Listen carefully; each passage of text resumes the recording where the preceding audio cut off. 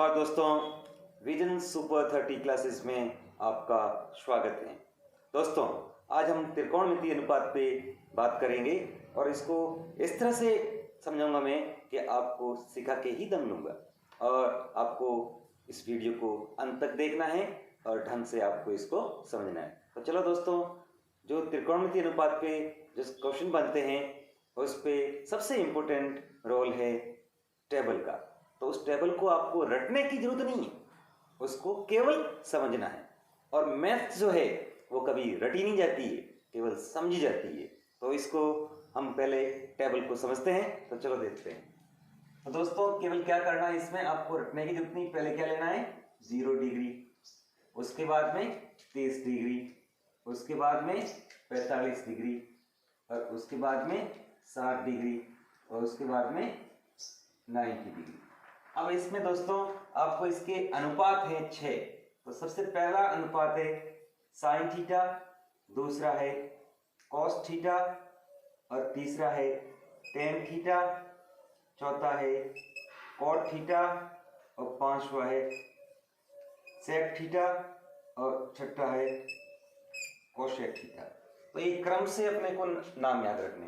अब इस टेबल को आपको बनाना है तो इसमें रटने की जरूरत नहीं दोस्तों, केवल क्या करना है, स्टार्टिंग आपको 0 लिखना है। 0, 1, 2, 3, 4। अब ये जो मान लिए हमने, इन सब में आपको डिवाइड करना है 4 से। डिवाइड 4,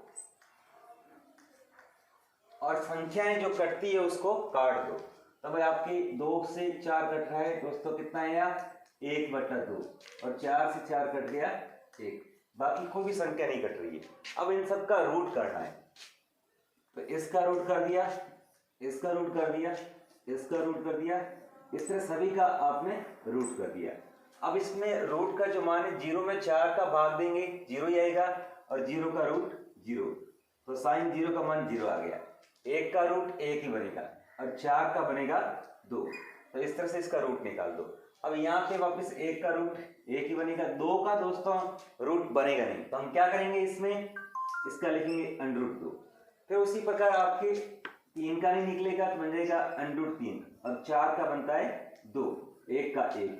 अभी पहला मान आने के बाद अब आपको इसमें केवल इसका पीछे से स्टार्ट करना, रिवर्स करना है। तो आपकी क्या आ जाएगा 1, फिर क्या आएगा √3/2, उसके बाद में क्या आएगा 1/√2, फिर क्या आएगा 1/2, और फिर क्या आएगा 0।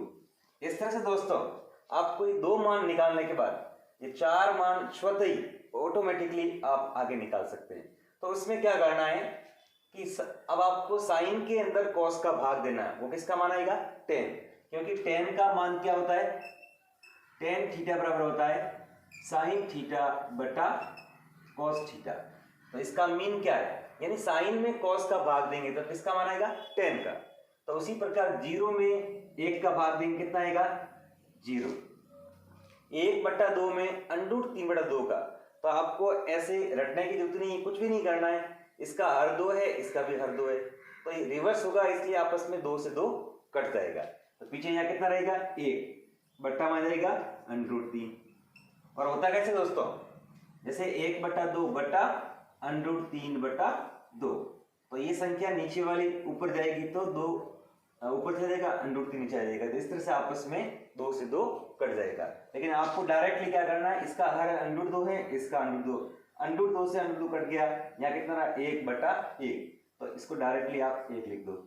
उसी प्रकार 2 से 2 कट गया, √3/1। तो नीचे 1 लिखने की आवश्यकता नहीं है। फिर 1 में 0 का भाग देते हैं तो आता है अनंत। अब आपके वापस क्या करना है, जैसा हमने ये मान निकाला उसी प्रकार इसका भी रिवर्स करना है। तो यहां से शुरू कर दो, अनंत, √3, 1, 1/√3 और 0। अब आप क्या करना है, सेक का मान निकालने के लिए। तो उसी प्रकार सेक का मान क्या होता है, सेक थीटा बराबर बनता है 1/cos थीटा। तो आपको क्या करना है, cos के जो मान है इसको उल्टा करना है, यानी 1 का यहाँ पे मान लिखा हमने 1/cos, तो इसका मीन कॉस की वैल्यू कितनी है 1, तो 1/a कितना मानेगा 1। उसी प्रकार यहाँ पे कितना √3/2, इसका रिवर्स कर दो, क्या बन जाएगा 2/√3। उसी प्रकार इसका मान लेगा 1/√2, यहाँ बन जाएगा 2, और यहाँ पे बन जाएगा आपके 1/0। तो किसी भी संख्या में 0 का भाग दिया जा रहा है अनंत, तो इसी प्रकार इसको वापस रिवर्स कर दो, हो जाएगा कोसेक का मान, तो अनंत 2/√2 2/√3 और 1। तो इस तरह से ये टेबल आपने बना दी। इस तरह से आपको टेबल आपको रटने की जरूरत नहीं है, और मुझे ऐसा लगता है दोस्तों कि शायद आपको मेरे इस वीडियो के माध्यम से ये टेबल तो आपको समझ में आ गई होगी। और इस टेबल पे डिपेंडेंट आपके 2 चैप्टर हैं, चैप्टर नंबर 6 और चैप्टर नंबर 8। इन दोनों में आपके इन मान की उपयोगिता रहती है, तो आपको इसको रटने की जरूरत नहीं है।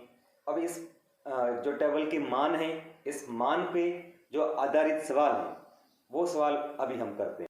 दोस्तों इस टेबल पे आधारित जो ये क्वेश्चन है, इस क्वेश्चन को लेते हैं और मान अपने को इसमें पुट करना है टेबल वाले। तो sin 60 का मान होता है √3/2। तो अब इसके स्थान पे लिख दिया हमने √3/2। अब cos 30, तो cos 30 का भी मान कितना है √3/2। अब इनके बीच में कोई साइन नहीं है, तो साइन नहीं है तो दोस्तों क्या बनेगा इनटू, तो ये भी बन गया √3/2। अब यहाँ पे प्लस, तो प्लस का प्लस लिख दो। sin 30 का मान है 1/2। अब cos 60 का मान भी है 1/2। अब आपको क्या करना है, पहले इन दोनों को सरल करना है, फिर इन दोनों को सरल करना है, क्योंकि बोरोबोडोस नियम के अकॉर्डिंग पहले इनटू या डिवाइड सॉल्व होता है, बाद में प्लस माइनस। तो √3 को √3 से मल्टीप्लाई किया 3, 2 को 2 से किया 4। अब उसी प्रकार वापस यहाँ पे 1 को 1 से किया 1, 2 को 2 से किया 4। अब हमें क्या करना है, इसका एलसीएम लेना है। तो 4 4 दोनों सेम संख्या है, तो एलसीएम भी कितना आएगा 4। अब 4 का 4 में डिवाइड 1, 1 को 3 से गुणा किया 3, 4 का 4 में डिवाइड 1, 1 को 1 से मल्टीप्लाई 1, तो 3 + 1 बन गया 4/4।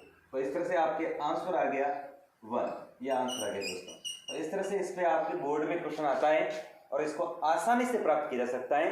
केवल आपको इसमें आवश्यकता है टेबल की, और टेबल के माध्यम से इसमें जितने भी क्वेश्चन आते हैं हम इनको सॉल्व कर सकते हैं। दोस्तों एक और अनदर क्वेश्चन लेते हैं जो थोड़ा अलग टाइप का है तो इस टेबल पे लेकिन थोड़ा डिफरेंट है और थोड़ा आपको ढंग से समझना है। ये एग्जाम्पल है। तो दोस्तों cos 45 का मान होता है 1/√2 और sec 30 का मान है 2/√3 प्लस cosec 30 का मान है 2। अब दिखने में तो दोस्तों ये बहुत ही इजी लग रहा है, लेकिन थोड़ा अलग है। अब इसको सॉल्व करते हैं। तो सॉल्व करने के लिए सबसे पहले हम क्या करेंगे, इसका एलसीएम लेंगे।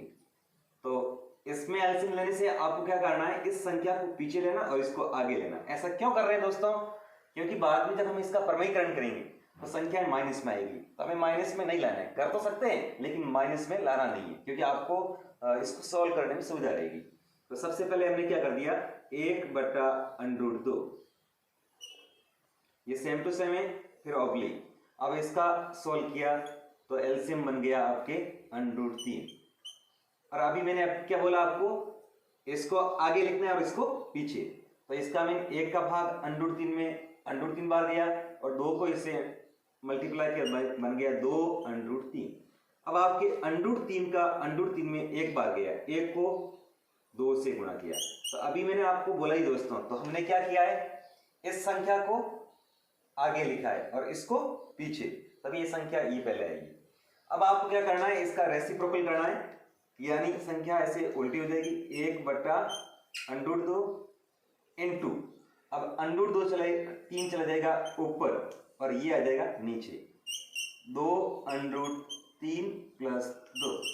अब आपको क्या करना है, 1 को इससे मल्टीप्लाई किया तो बन गया √3 और इसको इससे मल्टीप्लाई कर देंगे तो बन जाएगा 2/6। दोस्तों मालूम पड़ गया ना, √2 को इस संख्या से मल्टीप्लाई किया तो √3 को √2 से मल्टीप्लाई हुआ तो बन जाएगा √6। आगे वाली संख्या जो 2 है ये ऐसे ही रहेगी, बन जाएगा 2√6। उसी प्रकार √2 को 2 से मल्टीप्लाई किया तो बन गया 2√2। अब आपको क्या करना है, हरों का प्रमेयीकरण। आपने 9th क्लास में पढ़ाई होगा हरों का प्रमेयीकरण। तो आपको क्या करना है, संख्या अगर यहाँ पे प्लस में है तो यहाँ पे माइनस लिखना है। तो इसको मल्टीप्लाई करेंगे 2√6 माइनस 2√2। तो वापिस इसको सेम टू सेम लिख दो, 2√6 माइनस 2√2। अब क्या करना है आपको, इसको इससे मल्टीप्लाई कर लो तो ये बन जाएगा आपके 6 को √3 से बन जाएगा 18, तो बन जाएगा 2√18। फिर इसको करेंगे तो बन जाएगा माइनस 2√6। अब आपको इसमें संख्या सेम है, यानी a प्लस बी और a माइनस बी। तो आपने ये फॉर्मूला पढ़ा होगा a² माइनस b², क्या बनता है a प्लस बी और a माइनस बी। तो इस सूत्र के माध्यम से ये संख्याएं ऐसे लिखी हुई है a plus B a minus B. तो अब हम इसको वापस बंद करें तो बन जाएगा a² माइनस b²। तो इसके स्थान पर हम क्या लिख सकते हैं, 2√6 का होल स्क्वायर माइनस 2√2 का होल स्क्वायर। अब इतना करने के बाद इसमें आपके कॉमन क्या आ रहा है दोस्तों, 2 और √6, यानी 2√6 कॉमन आ गया। तो अब इसका मतलब 6 का भाग इसमें कितनी बार आया, 3 बार, तो बन गया √3। अब इसमें पूरा का पूरा बार आगे पीछे की तरह 1। तो इसमें दोस्तों कोई दिक्कत नहीं आएगी आपको, 2 बार आ गए, 2 यहाँ भी यहाँ भी। अब 18 के अंदर 6 का भाग जा रहा है तो 6 भी बार आ गया। अब पीछे कितना रहा, 6 का भाग 18 में 3 बार तो रह गया √3, और ये तो पूरा का पूरा इसमें आपके 1 बार चला जाएगा। अब उसके बाद दोस्तों यहाँ पे केवल स्क्वायर करना है। स्क्वायर का मीनिंग क्या होता है, उसी संख्या को उसी संख्या से मल्टीप्लाई करना। तो 2 का स्क्वायर कितना बनता है, 4, और √6 को √6 से करेंगे तो 6 बन जाएगा। तो 6 को 4 से गुणा किया 24, और उसी प्रकार 2 का स्क्वायर 4, √2 का 2, तो 4 दूनी बन गया 8। अब आपको क्या करना है, इसमें से 24 में से 8 घटा दिए तो कितना बन गया, 24 में से 8 गए 16, तो इसका भी यहाँ पे आ गया 16। 24 में से 8 गए 16। तब आपके कट रहा है 2 एकम 2, 16 काट दिए कितना बन गया 8। तो अभी आपके दोस्तों इसका जो आंसर है वो आपके पास में मिल गया। तो उत्तर बन जाएगा आपके √6 √3 माइनस 1 बट्टा 8, ये आंसर। थैंक यू दोस्तों। अगर आपको ये क्वेश्चन समझ में आया हो अच्छी तरह से तो इसे शेयर कीजिएगा, अपने दोस्तों को भी इसे समझाइएगा। थैंक यू दोस्तों, धन्यवाद। दोस्तों इस टेबल पे आधारित एक दूसरा क्वेश्चन और लेते हैं, और अधिकतर जो मैं क्वेश्चन ले रहा हूँ अभी वो सब क्वेश्चन बोर्ड में आने लायक ही ले रहा हूँ। तो इसलिए दोस्तों वीडियो को ढंग से देखिएगा, और लास्ट तक आप इस वीडियो को देखोगे तो मेरी गारंटी है कि आप इस क्वेश्चन को सीख के ही जाओगे। इसलिए ध्यान से हमारे इस वीडियो को देखिएगा और सब्सक्राइब तो करना बिल्कुल नहीं भूलिएगा। ठीक है दोस्तों, इस क्वेश्चन को लेते हैं। तो देखो दोस्तों, इसमें आपके ज्ञात करना है x का मान। तो सबसे पहले आपको इनके मान लेना है। तो ये बन गया 10 3x। अब आपके sin 45, तो sin 45 का मान है 1 बटा √2। अब आपके cos 45 का मान कितना है, इसका भी मान आपके 1 बटा 2, 1 बटा √2। तो अभी देखिए मैंने आपको पहले भी बोला था बीच में कोई साइन नहीं है, तो इसका मतलब क्या बनता है, इनटू। अब आपकी sin 30 का मान कितना है, तो sin 30 का मान है 1/2। अब आपको देखिए x की जो वैल्यू फाइंड करनी है, तो x की वैल्यू फाइंड करने के लिए पहले आपको इसको सॉल्व करना है। तो मैंने अभी बोला है अगर आपके बीच में इनटू है तो पहले इनटू को सॉल्व करना है, बाद में प्लस। तो 1 को 1 से किया 1, अब √2 को √2 से कितना बन गया 2, अब आपके प्लस 1 बटा 2। तभी आपके इसका एलसीएम लेने की जरूरत ही नहीं है क्यों नहीं जरूरत है कि हाफ और हाफ कितना बनता है 1, तो डायरेक्टली आप लिख सकते कितना है 1। अब आपकी tan 3x, तो अब आपको ये ध्यान देना है कि आपको x की वैल्यू फाइंड करनी है। तो अब आपके यहाँ पे tan है, तो इस tan को कैसे गायब करना है, मैंने आपके कई बार बच्चे यहाँ तक लाके यहाँ कंफ्यूज हो जाते हैं। हाँ, इसके बाद में दोस्तों आपको क्या करना है, जो एक मान है, ये एक मान किसका है tan 45 का, तो इसका मतलब आपके यहाँ पे हम लिख सकते हैं tan 3x बराबर बन जाएगा tan 45। और ऐसा इसलिए किया गया है क्योंकि आपके tan को अगर यहाँ से गायब करना है तो यहाँ भी tan होना चाहिए, तो tan से tan निरस्त हो जाएगा, पीछे कितना रहेगा 3x बराबर बन जाएगा 45।